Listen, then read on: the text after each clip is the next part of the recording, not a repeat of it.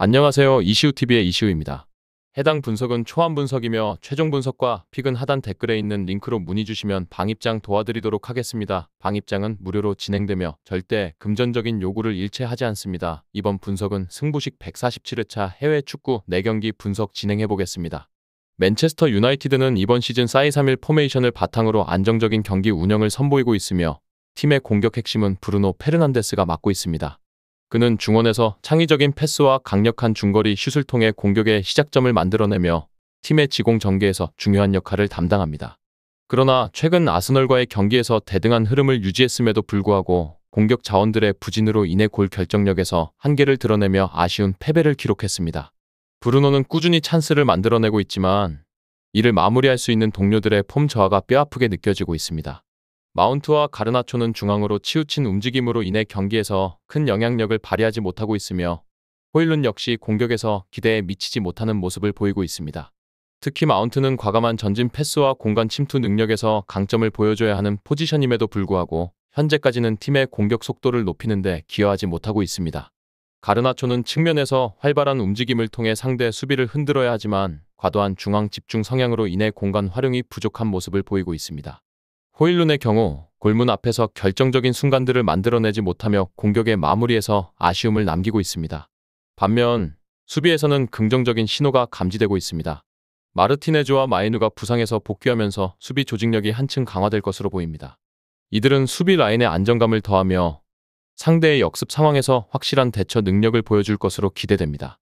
여기에 카세미루의 수비 가담은 팀의 후방을 더욱 단단하게 만들어주고 있으며 중원에서 제공권과 태클 능력을 통해 상대의 공격 전개를 효과적으로 차단하고 있습니다. 맨체스터 유나이티드는 이들의 활약을 바탕으로 더욱 안정적인 경기 운영을 선보일 가능성이 높습니다. 노팅엄 포레스트는 4-3-3 포메이션을 기반으로 공격적인 축구를 시도하지만 최근 경기에서 뚜렷한 문제점을 드러내고 있습니다. 엘랑가, 허드슨 오도이, 깁스 화이트로 이어지는 공격진은 스피드와 기술적인 장점을 살려 속공을 펼치고 있지만 팀의 전체적인 전술적 완성도 부족으로 인해 큰 성과를 내지 못하고 있습니다. 직전 맨체스터 시티와의 경기에서도 상대의 강한 압박에 시달리며 효과적인 공격 전개를 만들지 못하고 완패를 당했습니다. 깁스 화이트는 여전히 노팅엄의 공격에서 가장 돋보이는 선수로 개인 능력을 바탕으로 창의적인 패스와 드리블 돌파를 통해 찬스를 만들어냅니다. 그러나 그의 활약에 대한 의존도가 지나치게 높아 다른 공격 자원들이 충분히 역할을 분담하지 못하는 점이 한계로 작용하고 있습니다. 우드는 최전방에서 팀의 공격을 이끌어야 하지만 고립되는 상황이 반복되면서 상대 수비에 의해 효과적으로 차단당하고 있습니다. 이는 노팅엄이 공격 효율성을 높이지 못하는 주요 원인 중 하나로 지적되고 있습니다. 수비에서는 밀렌코비치와 무릴로가 중심을 잡으며 제공권과 빠른 대응 능력을 바탕으로 안정적인 모습을 보이고 있습니다. 그러나 이들의 강점은 상대의 단순한 공격 전개를 막는 데 유효할 뿐 강한 압박 상황에서는 약점을 드러낼 가능성이 큽니다. 특히 상대가 빠르게 전환하거나 압박을 통해 전방에서부터 플레이를 유도할 경우 노팅엄의 수비진은 흔들릴 여지가 많습니다. 이번 경기에서 맨체스터 유나이티드는 높은 점유율과 안정적인 경기 운영을 바탕으로 경기를 지배할 가능성이 큽니다. 그러나 공격 자원들의 부진과 노팅엄의 수비적인 접근으로 인해 득점 찬스를 만드는데 어려움을 겪을 가능성도 배제할 수 없습니다. 반면 노팅엄은 속공을 통해 기회를 엿보겠지만 단조로운 공격 패턴과 우드의 고립 문제로 인해 효과적인 위협을 만들기는 어려울 것으로 보입니다. 결론적으로 이 경기는 맨체스터 유나이티드가 경기를 주도하겠지만 양팀 모두 공격에서 뚜렷한 한계를 드러내며 다소 답답한 경기 흐름이 이어질 가능성이 높습니다. 무승부와 저득점 양상이 예상되며 양팀 모두 수비적인 안정감을 바탕으로 한 경기 운영에 치중할 것으로 보입니다. 풀럼은 주로 4-2-3-1 포메이션을 활용하며 스미스로우와 이어비를 축으로 한 빠른 역습 전개를 통해 상대 수비 라인을 흔드는 데 초점을 맞추고 있습니다. 직전 브라이튼과의 경기에서는 후반에 연속골을 터뜨리며 짜릿한 역전승을 거두었지만 경기 내내 공격 패턴의 단조로움과 빌드업 과정에서의 약점을 드러냈습니다. 특히 중원의 페레이라를 제외하면 전방으로 볼을 효과적으로 전달할 선수가 부족한 상황이었고 이로 인해 최전방에 히메네즈가 고립되는 장면이 자주 목격되었습니다. 히메네즈는 공중볼 경합에서 강점을 보이지만 팀의 지원 부족으로 인해 찬스를 만들기가 쉽지 않은 상황입니다. 수비에서는 안데르센의 부재가 뼈아프게 작용하고 있습니다. 그의 부상이 길어지면서 풀럼의 후방은 조직력이 흔들리고 있으며 베시와 디오프는 경험은 풍부하지만 경기 운영에서 실수를 범하는 모습이 드러나고 있습니다. 특히 두 선수 모두 빌드업 과정에서 어설픈 패스를 통해 상대에게 역습의 기회를 허용하고 있으며 이는 강팀을 상대할 때 더욱 치명적인 약점으로 작용할 가능성이 높습니다. 풀럼의 수비진이 아스날의 빠르고 날카로운 압박에 노출될 경우 실점을 막기가 쉽지 않아 보입니다. 반면 아스날은 3-2-4-1 포메이션을 통해 공격과 수비의 균형을 유지하며 경기를 지배하려 할 것입니다. 이 전술의 중심에는 웨데고르가 있으며 그는 뛰어난 경기 조율 능력과 창의적인 패스를 통해 팀의 공격을 이끌고 있습니다. 맨체스터 유나이티드와의 직전 경기에서는 세트피스를 활용한 효과적인 득점을 통해 팀의 전술적 완성도를 입증했으며 라이스, 트로사르, 사카가 만들어내는 공격 조합은 풀럼의 수비를 지속적으로 위협할 가능성이 큽니다. 라이스는 중원에서 강력한 제공권과 안정적인 경기 운영으로 상대의 압박을 해체하며 사카와 트로사르는 측면에서 스피드와 기술을 활용해 풀럼의 측면 수비를 흔들어 놓을 것입니다. 수비적으로도 아스날은 안정감을 되찾는 모습입니다. 칼리피오리와 가브리엘의 복귀는 수비 라인의 신뢰도를 크게 높여주었으며 팀버는 화이트의 공백을 효과적으로 메우며 수비에서 견고함을 유지하고 있습니다. 이 변형 103 시스템은 상대의 역습을 차단하는 데 효과적이며 풀럼처럼 역습을 주요 전술로 삼는 팀에게는 큰 장애물이 될 것입니다. 또한 아스날은 공수 전환 상황에서 빠르게 대응할 수 있는 팀으로 상대가 중원에서 공을 잃었을 때 이를 곧바로 공격 찬스로 연결할 수 있는 능력을 갖추고 있습니다. 풀럼은 스미스로우와 이어비를 중심으로 역습을 시도하겠지만 아스날의 압박과 안정된 수비 조직력에 고전할 가능성이 높습니다. 중원의 전진 패스 부족은 풀럼의 공격 전개를 더디게 만들며 결국 히메네즈가 결정적인 찬스를 잡기 어려운 상황으로 이어질 가능성이 큽니다.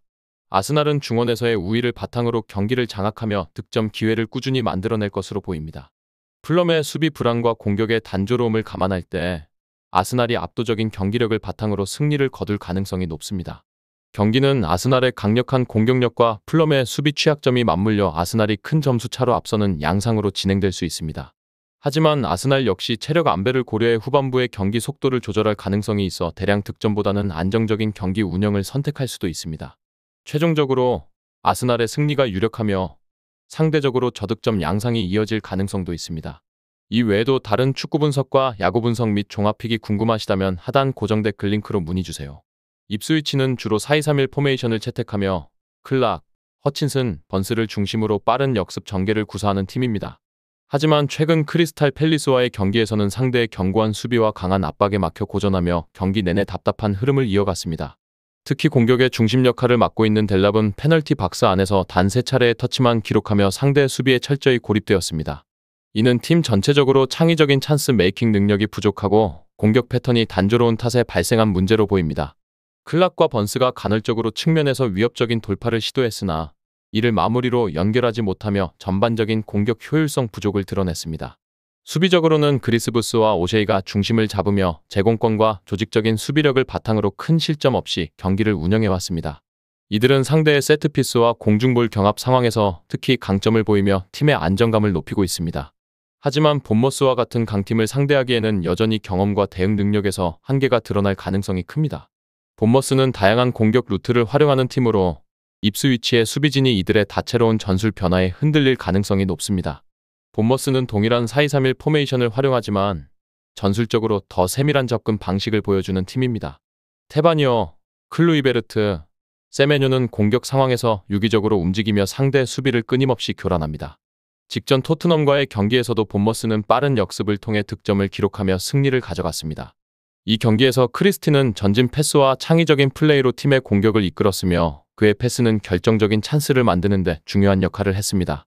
이러한 역습 능력은 입스위치처럼 상대적으로 느린 수비 전환을 보이는 팀에게 치명적일 수 있습니다. 본머스의 수비 또한 안정적인 모습을 보이고 있습니다. 세네시가 부상에서 복귀하면서 중앙 수비에 힘을 더했으며 자바리니와 스미스는 뛰어난 포지셔닝과 체력적인 우위를 바탕으로 상대의 공격을 효과적으로 차단하고 있습니다. 본머스는 수비 라인을 촘촘히 유지하며 상대에게 공간을 허용하지 않는 강점을 가지고 있어 입스위치의 단순한 공격 전개를 충분히 제어할 수 있을 것입니다. 전체적인 경기 양상은 본머스가 중원에서의 우위를 바탕으로 경기를 주도하며 찬스를 만들어갈 가능성이 높아 보입니다. 반면 입스위치는 창의적인 플레이메이커의 부재와 공격 자원들의 고립으로 인해 공격 전개 과정에서 어려움을 겪을 것으로 예상됩니다. 특히 본머스의 수비진이 압박 상황에서도 흔들리지 않고 안정적으로 경기를 운영할 수 있는 점은 입스위치에게 큰 부담으로 작용할 것입니다. 결과적으로 본머스는 공수 밸런스와 전술적인 유연성에서 입스위치를 앞서며 경기를 안정적으로 운영해 승점을 확보할 가능성이 높습니다. 입스위치가 간헐적으로 역습을 통해 위협적인 장면을 연출할 수는 있겠지만 본머스의 수비를 뚫기는 쉽지 않아 보입니다. 경기 결과는 본머스의 신승이 유력하며 경기의 특성을 고려했을 때 대량 득점보다는 저득점 양상이 이어질 가능성이 크다고 판단됩니다. 레스터시티는 4-2-3-1 포메이션을 활용하며 빠른 전환과 효과적인 역습을 중심으로 경기를 풀어가는 팀입니다.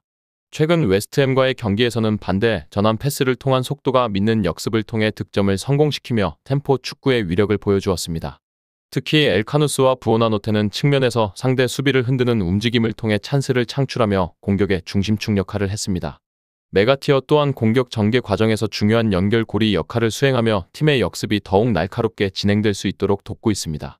최전방에서 바디는 여전히 위협적인 침투 능력을 발휘하며 상대 수비진에게 큰 부담을 주고 있습니다. 비록 나이가 적지 않음에도 그의 공간 침투와 마무리 능력은 여전히 레스터 공격의 핵심적인 요소로 작용하고 있습니다. 수비적으로는 베스터고르와 코디가 제공권과 안정적인 위치 선정으로 상대의 공중볼 공격을 효과적으로 차단하고 있습니다. 이들의 조직적인 수비는 웨스트햄과의 경기에서도 실점 위험을 최소화하는 데 중요한 역할을 했습니다. 또한 중원의 수마레와 은디디는 왕성한 활동량과 태클로 상대의 지공 전개를 끊어내며 수비진을 보호하고 빠른 역습의 출발점이 되어주고 있습니다. 이러한 중원과 수비의 안정성은 브라이튼처럼 공 점유율을 중시하는 팀을 상대로도 효과적으로 작용할 가능성이 높습니다. 한편 브라이튼은 같은 4-2-3-1 포메이션을 선호하지만 레스터와는 달리 세밀한 패스 플레이와 높은 볼 점유율을 통해 경기를 지배하려는 팀입니다. 리터, 페드루, 미토마는 유기적인 움직임과 창의적인 플레이를 바탕으로 상대 수비를 흔드는 역할을 맡고 있으며 이들의 조화는 브라이튼 공격의 핵심입니다. 그러나 최근 풀럼과의 경기에서 브라이튼은 후반 집중력 저하로 연속 실점을 허용하며 패배를 기록했습니다. 이는 수비진의 불안정성과 마무리 능력 부족이 복합적으로 작용한 결과로 보입니다. 특히 최전방에서 웰백의 부진이 계속되고 있는 점은 브라이튼에게 큰 약점으로 작용하고 있습니다. 웰백은 최근 몇 경기에서 결정적인 찬스 상황에서도 마무리를 짓지 못하며 팀의 득점력을 저하시키고 있습니다. 이로 인해 브라이튼의 공격이 상대적으로 단조로워지는 경향이 있으며 이는 레스터의 견고한 수비 조직에 의해 효과적으로 차단될 가능성이 있습니다. 수비에서도 주전 풀백인 벨트만의 부재로 인해 백스리 형태를 가동하고 있지만 반헤케, 이고르, 덩크로 구성된 라인은 여전히 조직적인 약점을 드러내고 있습니다. 이들의 느린 발과 불안정한 커버 플레이는 레스터의 속도가 믿는 역습을 막아내기 어려울 것으로 보입니다. 경기 양상은 브라이튼이 특유의 점유율 축구를 통해 경기를 주도하며 찬스를 만들어가려는 모습으로 전개될 가능성이 높습니다.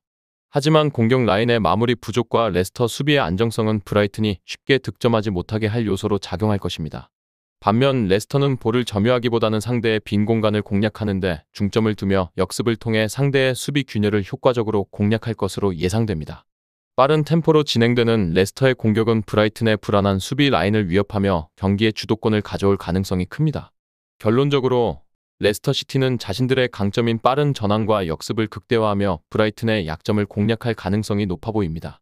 브라이튼은 높은 점유율에도 불구하고 공격의 마무리와 수비 안정성에서 약점을 드러낼 가능성이 크며 이러한 부분은 레스터가 승리를 가져가는 데 결정적인 역할을 할 것으로 보입니다. 레스터시티의 승리가 유력하며 두 팀의 전술적 특성을 감안할 때 득점이 다소 활발히 이루어질 가능성도 존재합니다. 끝으로 정확한 배당 변동에 따른 실시간 추적과 최종 예측은 배팅 마감 직전까지 이루어져야 합니다. 위 부분을 참고하는 배팅이 아닌 더 근시적인 결과는 배당률 흐름의 변화 및 경기 시작 전 결장자 정보에 따라 변동될 수 있습니다. 함께 배팅으로 더 효율적인 승률을 만들고자 만들어낸 채널입니다. 모든 경기를 영상에 담아내기엔 한계가 있습니다. 이외 다른 경기들의 정보와 결과 예측 및 더 많은 도움이 필요하시다면 분석방으로 언제든지 연락주세요. 최선을 다해 보이겠습니다.